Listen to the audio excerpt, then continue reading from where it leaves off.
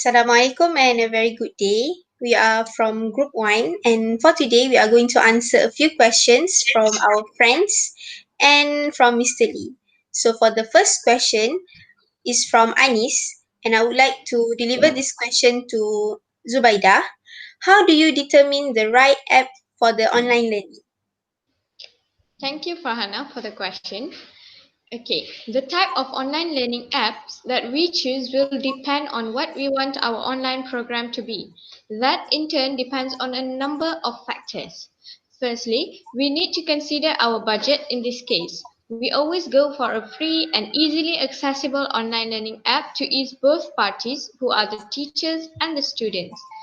Next, the features of the app also is a main factor in choosing an online learning application. For instance, there are many features in Quizlet such as flashcards for notes and 7 more mini games which act as follow-up activities for the students. It also makes the learning more fun and enjoyable.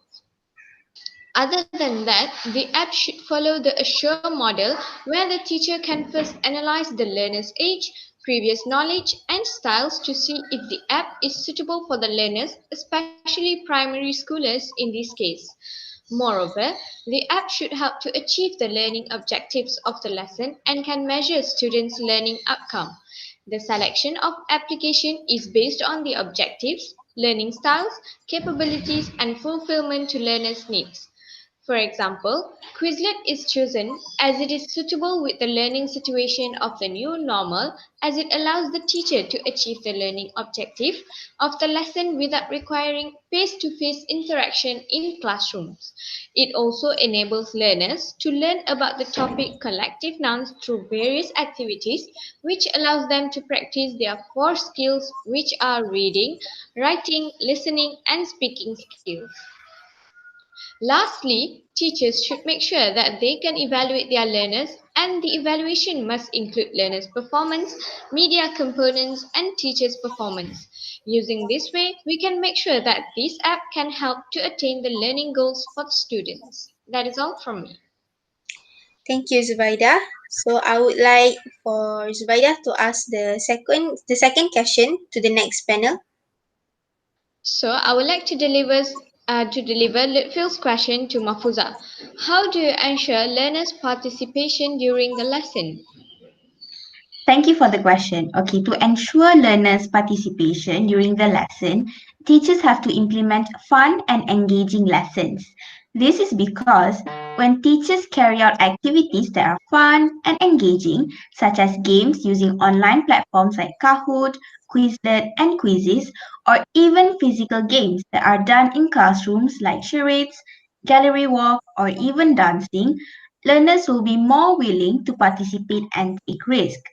Taking risk here means learners will be brave enough to answer questions or carry out a presentation in front of the whole class. This enables them to become active learners, thus making their learning meaningful and lifelong.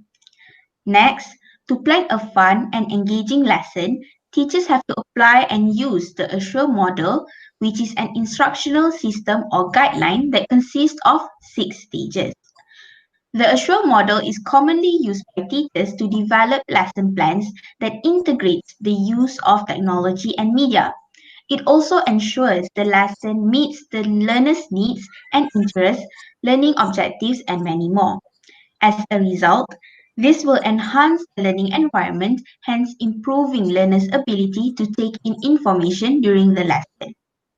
Thus, the Assure model is necessary to be used when planning a lesson as it enables teachers to develop lessons that can ensure learners' participation in the classroom. That is all for my answer. Thank you, Mafuza, for answering the question. So I would like Mafuza to ask the third question to the next panel.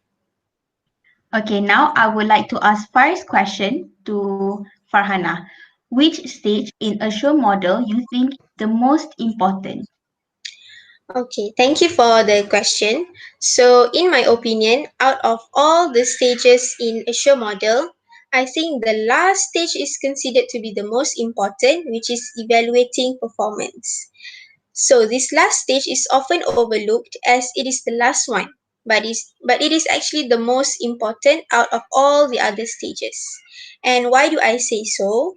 This is because by evaluating the learners against the objectives that have been outlined in the earlier stage, it can help in determining whether the overall lesson was effective.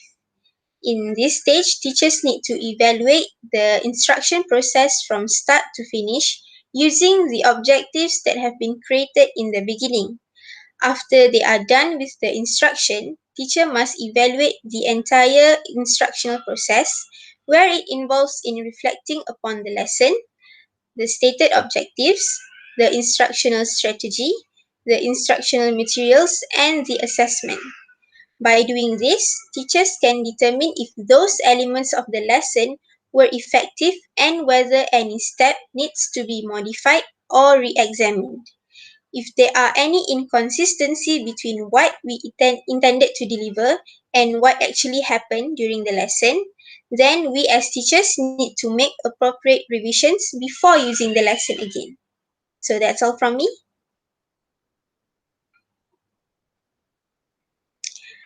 Okay, so can we move on to the next question? Okay, so for the next question, it is from Mr. Lee.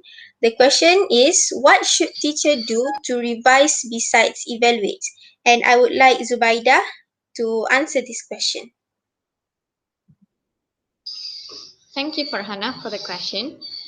Based on my opinion, other than evaluating, reflection can be done upon the lesson, the stated objectives, and even the instructional materials.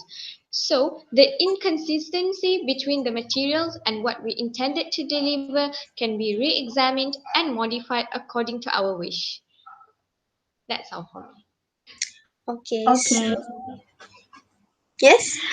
Okay, thank you, Zubaida, for your excellent answer. Now we have reached the end of the question and answer session, and I hope all of us have managed to answer the questions correctly and successfully. That is all from us today. Thank you. Have a good day.